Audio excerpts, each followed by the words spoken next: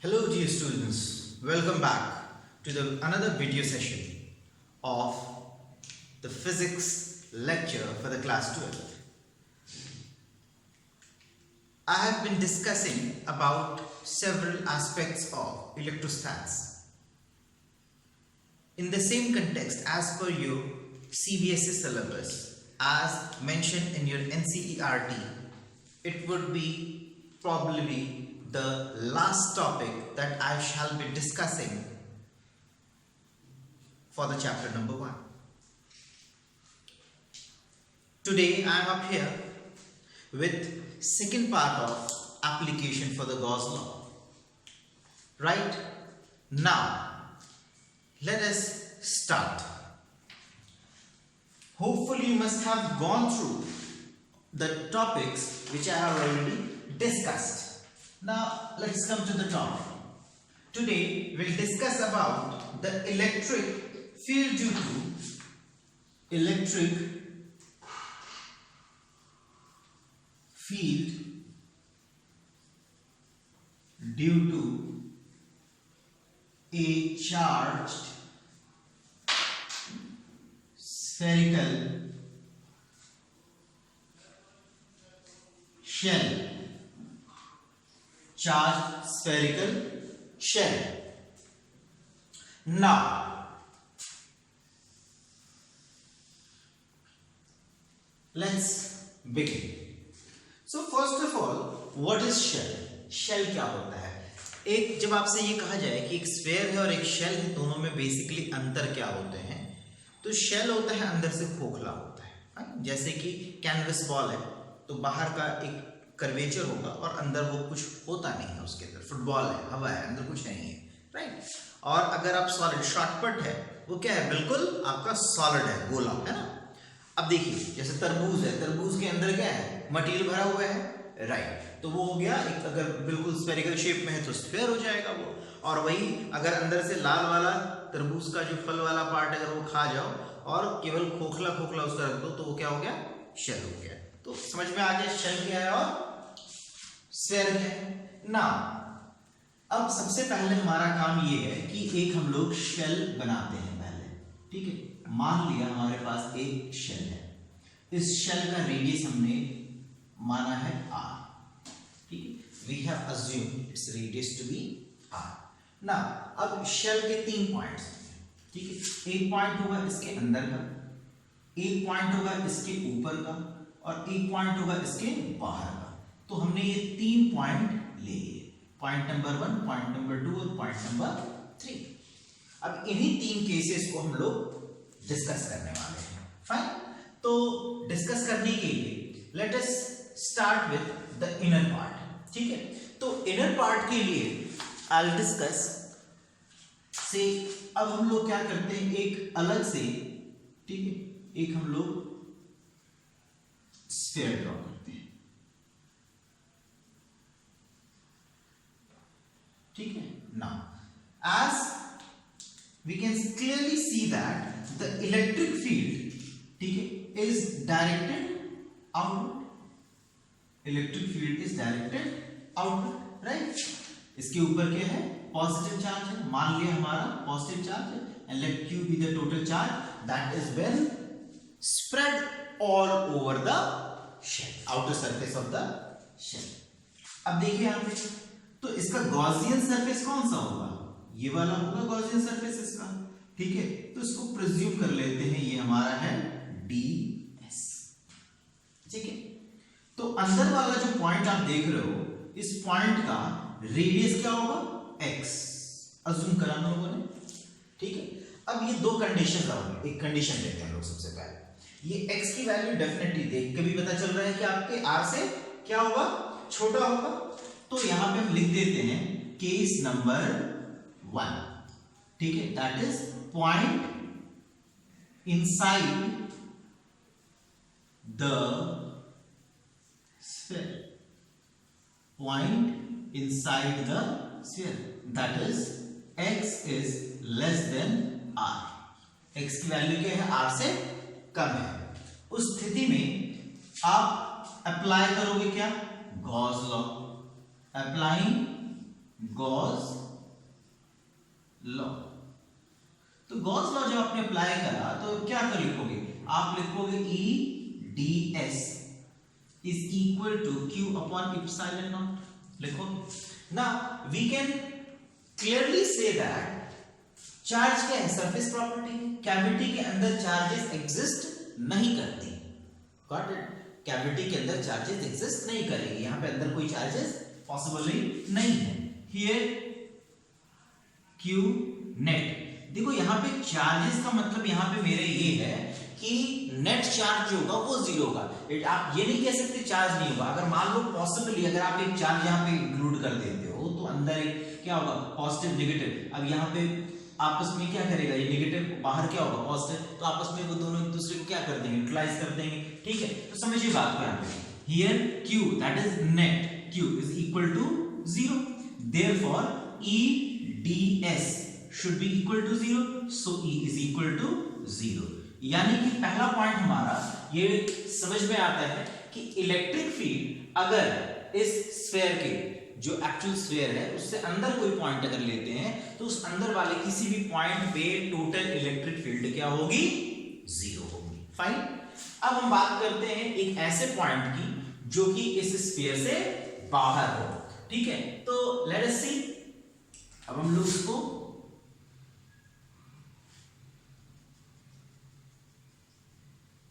हम लोगों ने क्या किया, एक अलग सा स्फीयर बना लिया।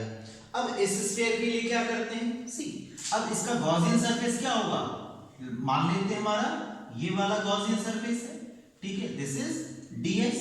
अब इसके रेडियस को हम लोग क्या मान लेते हैं, इसके रेडियस को आप x ले लो, ठीक है, मतलब वेरिएबल पॉइंट क्या है हमारा x है ना, तो x ले लेते हैं हम लोग इसको, ठीक है। नाउ केस नंबर 2, ठीक है, now we are discussing case number 2। पॉइंट is outside the sphere, outside the sphere, that is हम ये कह सकते हैं x is greater than r, ठीक है। तो अब हम गॉस लॉ अप्लाई करते हैं, ठीक है। phi is equal, so see integral of E ds is equal to Q upon epsilon naught। we know that total charge यहाँ पे कितना है, Q है, कोई दिक्कत नहीं है। अब यहाँ पे समझो, आप यहाँ पे E ds की वैल्यू क्या होगी, Q अपॉन एप्सिलॉन नॉट। तो ds का इंटीग्रल करोगे आप तो ये कैसा है, शेल है ना, स्फेरिकल ही होगा। तो स्फेरिकल होगा तो ये क्या मिलेगा आपको, E इंटू 4 पाई, क्या लिखूं, x लिखो, क्या लिखूं, x स्क्वायर, क्योंकि गॉसियन सरफेस क्या है, कितने डिस्टेंस पे, x के डिस्टेंस पे, so it will be 4 pi x square equals to q upon epsilon naught. So electric field will be given by q divided by 4 pi epsilon naught x square. Very easy. अब देखो case number 3 हम लोग देखते हैं। तो case number 3 में, case number 3 when x is equal to r, जब on the surface हो, ठीक है, that is on the surface, ठीक है। तो इस केस में क्या होगा ये, ठीक है, आप वो वाले रिजल्ट को देखो, ठीक है, बस x के जगह पे वो क्या हो जाएगा, गॉसियन सरफेस हमारा ये आ जाएगा, दैट मींस x के जगह पे r आ जाएगा। सो q divided by 4 pi epsilon not r square. तो आप देख सकते हो कि एक तो समझो आप बात को कि जब तक r नहीं है उसके अंदर अंदर कोई भी पॉइंट है तब तक वो 0 है, और r के बाद कुछ वैल्यू आएगा यहाँ पे, और जैसे जैसे आप r की वैल्यू यानी कि x की वैल्यू r के बियॉन्ड बढ़ाते चलोगे तो डिनोमिनेटर इसका क्या होगा, बढ़ता चला जाएगा। तो जैसे जैसे हमारा डिनोमिनेटर बढ़ता जाएगा तो उसका जो रेशियो होगा वो क्या होगा, और छोटा मिलता जाएगा।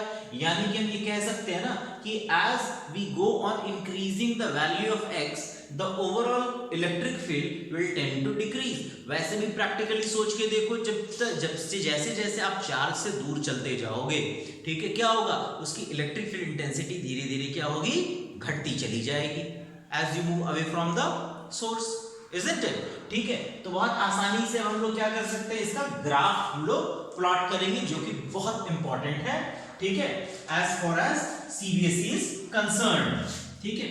अब देखिए इसका ग्राफ चाहो तो आप यहीं से इसको प्लॉट कर सकते हो, ठीक है। तो देखिए सबसे पहला हम लोगों ने काम करना है, इसके दो एक्सिस लेने हैं। तो एक एक्सिस हमारा x है और दूसरा एक्सिस हमारा वेरिएबल क्या है, इलेक्ट्रिक फील्ड का है। So we will take electric field. Electric field हमने y एक्सिस पे लिया है और डिस्टेंस हमने उसको x एक्सिस पे लिया है।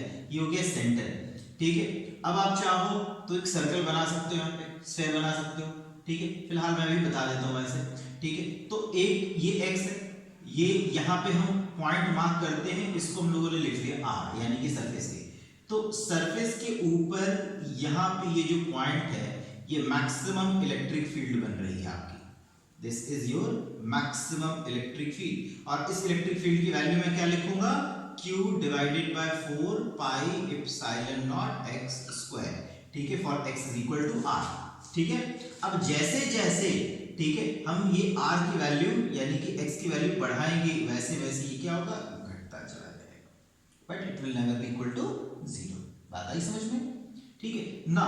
सी tends to 0 but not equal to 0, घटता चला जाएगा, ठीक है, but not equal to exactly equal to 0। तो यहाँ पे क्या होगा, सपोज करो यहाँ पे 2r हो गया, यहाँ पे 3r हो गया, एंड सो ऑन चलता जाएगा, फाइन। तो यहाँ से यहाँ तक इलेक्ट्रिक फील्ड क्या है, 0। तो in this region x is less than r, यहाँ पे है x is equal to r, और यहाँ पे है x is greater than r, ठीक है। तो यहाँ पे क्या लिखोगे, electric field is maximum at x equals to r, ठीक है। और इसके पीछे क्या होगा, electric field is equal to 0, ठीक है। So I think you must have gone through और got the point what I am talking about, ठीक है। तो इसको थोड़ा सा देखिए आप लोग अच्छे से, ठीक है। इसके बाद का पॉइंट जो होगा, ठीक है, will discuss about the solid sphere instead of hollow sphere, right, right. So अब देखते हैं हम लोग कि अब ये तो स्फेरिकल शेल का केस हमने देखा, अब इसके बाद हम लोग केस देखते हैं, ठीक है, सॉलिड स्फीयर का, ठीक है।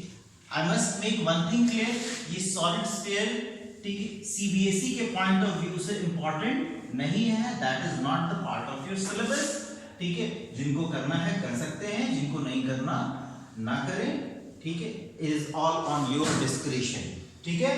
चलिए देखिए, तो स्फेरिकल शेल के जगह पे हम लोग क्या कर देते हैं, स्फीयर, चार्ज्ड सॉलिड स्फीयर, ठीक है,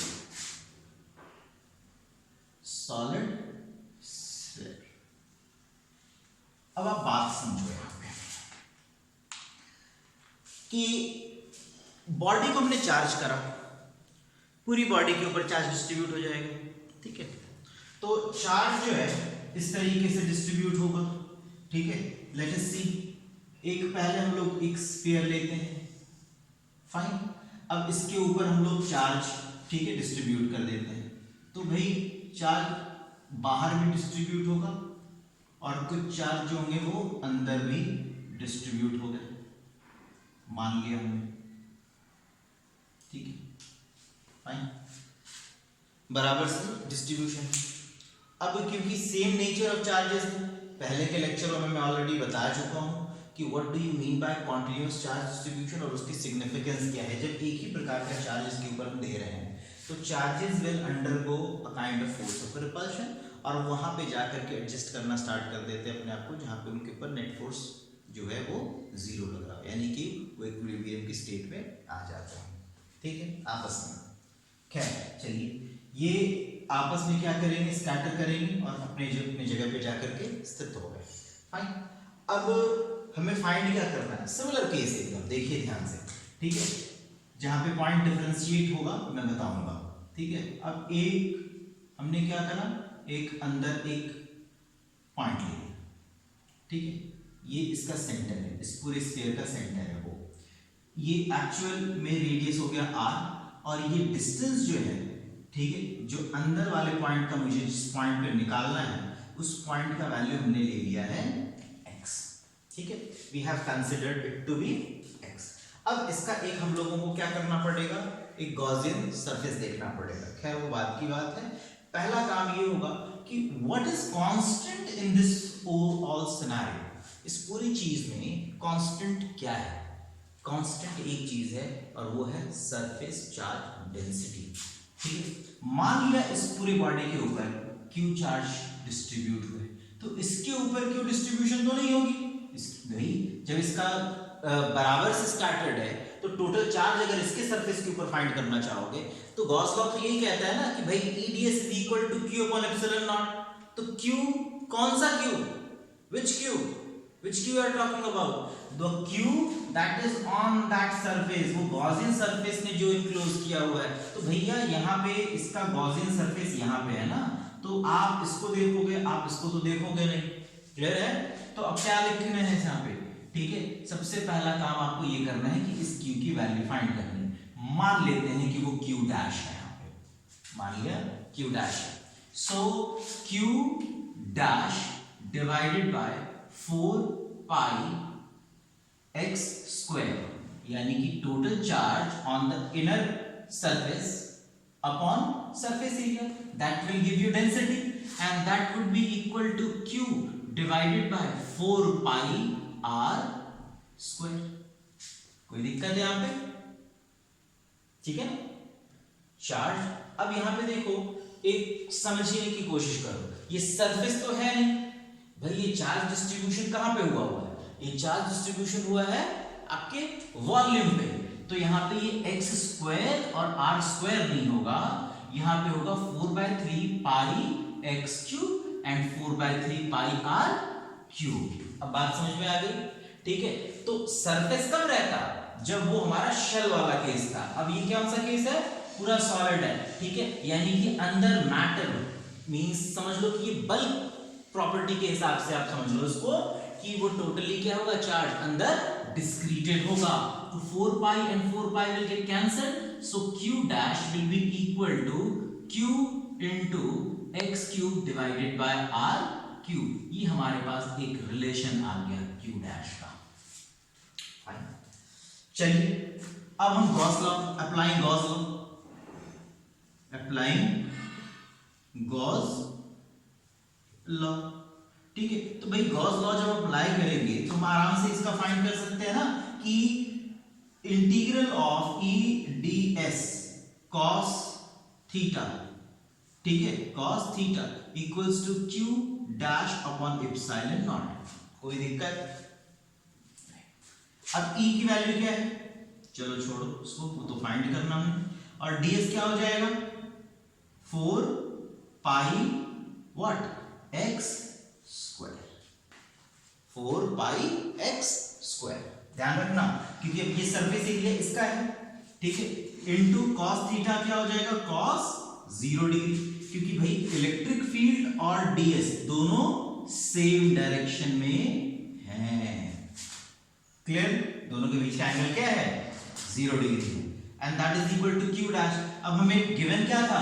Q चार्ज गिवन था। जो चीज गिवन है हमेशा कोशिश ये करनी चाहिए अपने डेरिवेशन को, अपने रिजल्ट को उसके टर्म्स पे प्रोड्यूस करने का। कभी भी ये नहीं करना चाहिए कि जो आपने लिया है उसके टर्म पे आंसर ले आओ, वरना आपको बहुत सारी चीज एक्सप्लेन करने की पड़ेगी कि ये क्यों है, ये क्यों है, ये क्यों है। ठीक है, तो जो गिवन है बस उसी के टर्म पे। हाँ, इंटरमीडिएटली आप बहुत सारे फैक्टर्स आप ले सकते हो और फिर उसके बाद उसको कन्वर्ट करके आप दिखा दो कि भाई हमारा ये पर्पस था इसको लेने का। फाइन, चलिए तो हमने यहाँ पे ऑलरेडी दिखा दिया है।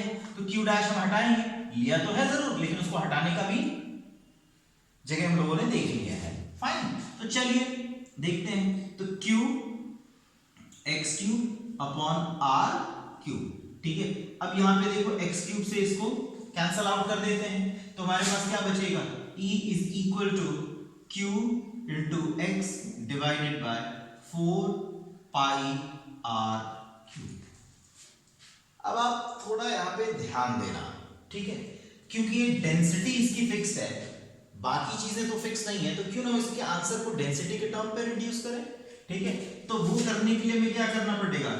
ये गलत नहीं है, this is all together correct. ठीक है, अब यहाँ पे देखने वाली बात ये है कि अब आप क्या करोगे? E is equal to Q x divided by 4 by 3 pi r cube. ठीक है, ये आपने क्या किया 3 से डिवाइड किया, तो भैया 3 से इसको मल्टीप्लाई भी कर दो, इक्वेशन में कोई चेंजेस नहीं है ना। 4/3 पाई आर क्यूब क्या है, डेंसिटी है ना, वॉल्यूम है, सॉरी, ठीक है, दिस इज बेसिकली वॉल्यूम। तो चार्ज पर यूनिट वॉल्यूम ये क्या है, this factor is what, charge per unit volume is volume charge density, है ना। तो आप लिख सकते हो E is equal to rho into x, ठीक है, डिवाइडेड बाय व्हाट 3, ठीक है, E is equal to this much.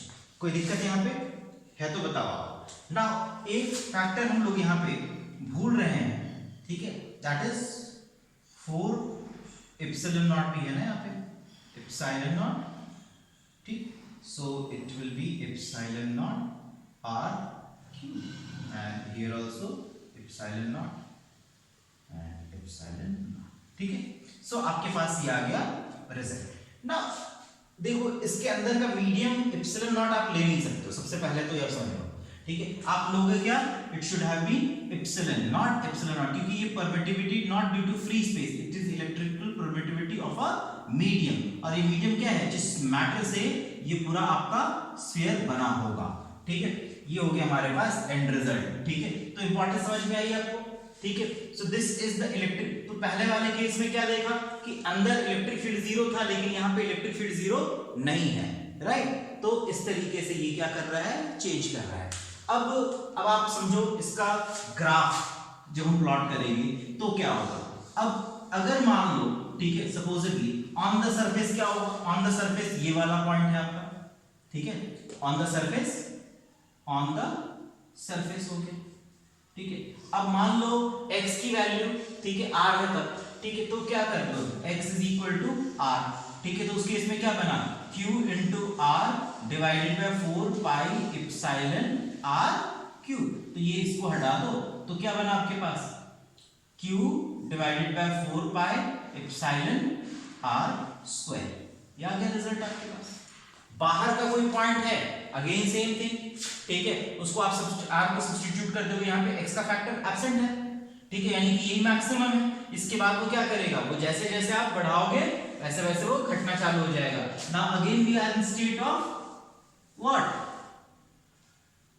To draw the electric field versus distance curve. तो यहां पे x की वैल्यू जब r के बराबर है तब वो क्या होगा, मैक्सिमम होगा, हियर इट इज मैक्सिमम, लेकिन उससे पहले वो स्ट्रेट लाइन बिहेवियर शो करेगा, क्यों, क्योंकि x का पावर क्या है, 1 है, तो लीनियर फंक्शन है ये, तो x पे डिपेंडेंट है, तो ये भाई सीधा सीधा जाएगा, और क्योंकि r तो फिक्स्ड है इसका, r आपने वैरी नहीं किया है, वेरिएबल फैक्टर क्या है, x है, तो जैसे जैसे बढ़ाओगे वो बढ़ता चला जाएगा। इस इक्वेशन को देख लो, और फिर उसके बाद के इक्वेशन में x एब्सेंट है, r स्क्वायर है, तो अब यहाँ पे क्या होगा, ये इस तरीके से, राइट। तो बात समझ में आई। तो दोनों के अंदर ये आपका डिफरेंस है, ठीक है, that is electric field due to a charge hollow sphere and electric field due to the charge solid sphere, ठीक है। इन दोनों पॉइंट को अच्छे से नोट डाउन करो and will discuss 1 or 2 numerical after this, ठीक है। देखिए एक बार, राइट। सो अब देखिए आप लोग, ये ध्यान देना है कि इससे रिलेटेड पहले एक न्यूमेरिकल देखते हैं, फिर उसके बाद कुछ एक पॉइंट्स बचेंगे, तो I will make a separate video जिसमें आप लोग अगर, ठीक है, कुछ छूट रहा हो, ठीक है, तो आप लोग मुझे टेक्स्ट कर दोगे, ठीक है, कमेंट सेक्शन में, ठीक है। I will definitely make another separate video for all those point जो हमारे छूट गए हैं। मैंने कोशिश किया है कि कुछ भी छूटे ना, लेकिन फिर भी हो सकता है कि एक आध पॉइंट मैं स्किप कर गया हूं, तो आप लोग देख रहे हो तो आप एक बार देख करके मुझे बता दीजिएगा कि क्या छूटा है। I will definitely make a separate video for that, ठीक है। तो चलिए एक न्यूमेरिकल देखते हैं, ठीक है। द क्वेश्चन इज कि इमेजिन करो, ठीक है, imagine a cube of side 20 centimetre, ठीक है, imagine a cube of side 20 centimetre, ये हमने ले लिया 20 सेंटीमीटर का एक क्यूब,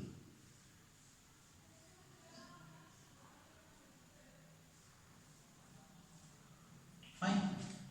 अब इसको किसी अपने एक्सिस पे रखा हुआ है, ठीक है,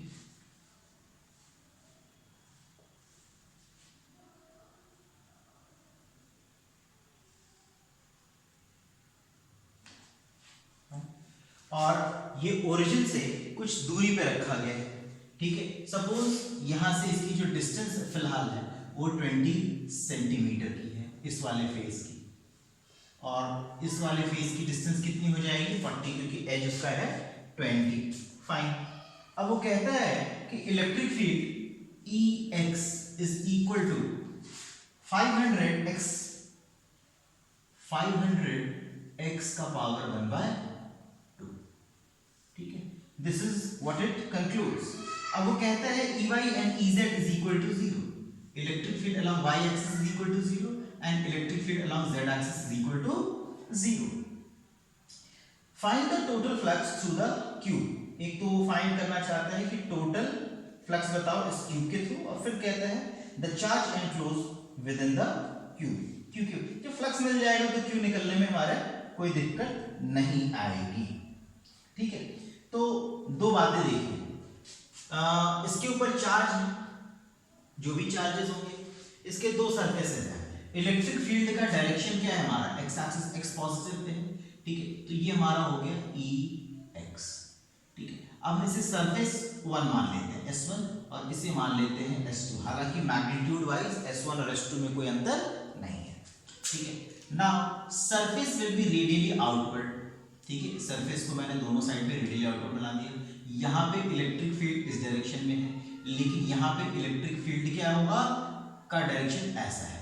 तो इस वाले सरफेस के इलेक्ट्रिक फील्ड और इसका दोनों का टोटल अगर मैं फ्लक्स फाइंड करूं तो phi is equal to E ds का surface integral and that is equal to E ds1 plus E ds2 हमें फाइंड करना चाहिए। क्यों, बात सही है, फाइन। तो अब देखो यहाँ पे नेट फ्लक्स अगर मुझे यहाँ पे फाइंड करना हो तो मैं कैसे फाइंड करूंगा, ठीक है। तो अब देखो इसका रीजन यहाँ पे, तो electric field is also the function of x, ये चीज ध्यान देना है, ठीक है। तो E1 यहाँ पे लिख लेते हैं और इसको E2 लिख लेते हैं यहाँ पे, फाइन। नाउ E1 की वैल्यू कितनी होगी बताओ, E1 की वैल्यू होगी 500 इंटू x की वैल्यू 20 सेंटीमीटर है, तो 0.2 का पावर 1/2 रूट 0.2 का रूट निकाल लोगे, that will give you the answer, ठीक है। खैर चलो ये आ गया, या फिर आप एक काम कर लो, ठीक है, आप इसको ऐसा लिख लो कि 500, ठीक है, इंटू 20/100 का रूट, ठीक है। I'll explain कि क्यों मैं ये कर रहा हूँ। ds1 है तो ds1 सरफेस एरिया है, तो 20 इंटू 20, ठीक है। तो एरिया अलग से पहले निकाल लेते हैं, आसान हो जाएगा हमारे लिए। So area ds1 is equal to ds2 is equal to area is equal to 20 into 20 divided by 100 into 100 metre में कन्वर्ट करने के लिए, तो you just cancel it out, ठीक है। so that is 4 into 10 to the power -2 metre square, ठीक है। ये आ गया हमारे पास इसका रिजल्ट। अब यहाँ पे हम इसको सब्स्टिट्यूट कर देंगे, तो देखो यहाँ पे क्या आएगा 500, ठीक है, तो into 4 into 10 to the power -2 और plus electric field 2।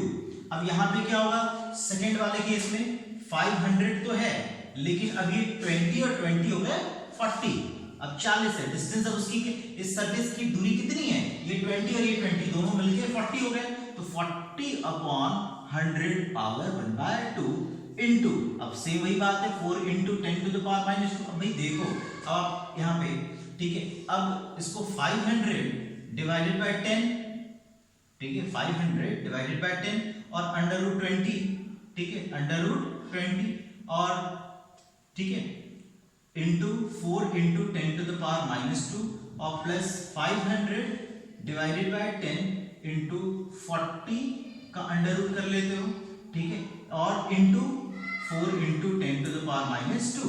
Now you can easily calculate it out, ठीक है। अब ये जीरो कट गए, तो 50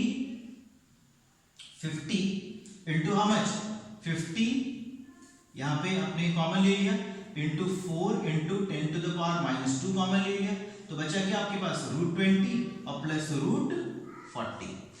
सॉल्व कर लेना आपको। फ्लक्स मिल गया ना, यू गॉट द फ्लक्स। और फ्लक्स फाइंड करने के बाद आप क्या करोगे, चार्ज निकालना है सेकंड पार्ट में, तो चार्ज निकालना है तो वो और इजी है, तो phi is equal to q upon epsilon naught होता है, so q is equal to phi into epsilon naught. अब एक चीज का ध्यान देना है, यहाँ पे एक मिस्टेक है यहाँ पे, ठीक है, वो मिस्टेक ये है कि यहाँ पे ds, ठीक है, दोनों के एंगल यहाँ पे क्या है, cos 0 डिग्री, ठीक है, और यहाँ पे क्या है, cos 180 डिग्री, तो cos 180 पे ये वैल्यू क्या होगा, माइनस होगा। सो ये चीज थोड़ा सा ध्यान दे दीजिएगा। तो नेट फ्लक्स जो होगा इसका जो रिजल्ट आएगा अब वो देख लेंगे। तो अब टेक्निकली देख के लग रहा है कि माइनस में आएगा, ठीक है, तो आने दीजिए, कोई फर्क नहीं पड़ता, ठीक है। माइनस का मतलब हो गया कि जो एंटर कर रहे हैं, अब कल देखो एक कॉमन एस्पेक्ट है, समझना पड़ेगा, ठीक है, एक हम बॉडी ले लेते हैं, राइट, और कुछ लाइन ऑफ फोर्सेस के थ्रू एंटर कर रहे हैं और कुछ लाइन ऑफ फोर्सेस से बाहर कर रहे हैं, ठीक है। अगर बाहर आने वाले अंदर जो जाने वाले होते हैं, ठीक है, उसको हम लोग माइनस से डिनोट करते हैं, और जो बाहर जाने वाले होते हैं वो प्लस से डिनोट करते हैं। अगर दोनों के लाइंस बराबर है तो net flux will be equal to 0, लेकिन अगर एंटर करने वाला ज्यादा है और बाहर आने वाला कम है तो इसका मतलब समझ लो कि नेट फ्लक्स नेगेटिव होगा, और बाहर आने वाला ज्यादा और अंदर आने वाला अगर कम है तो समझ लो कि आपका नेट फ्लक्स पॉजिटिव है। वो हम आराम से ऐसे निकाल सकते हैं। तो यहाँ पे नेगेटिव आ रहा है, इसका मतलब है जो एक्चुअली जो लाइन ऑफ फोर्सेस जो एंटर किए हैं वो कंपैरेटिवली ज्यादा है उसके कंपैरिजन में जो बाहर निकले हैं।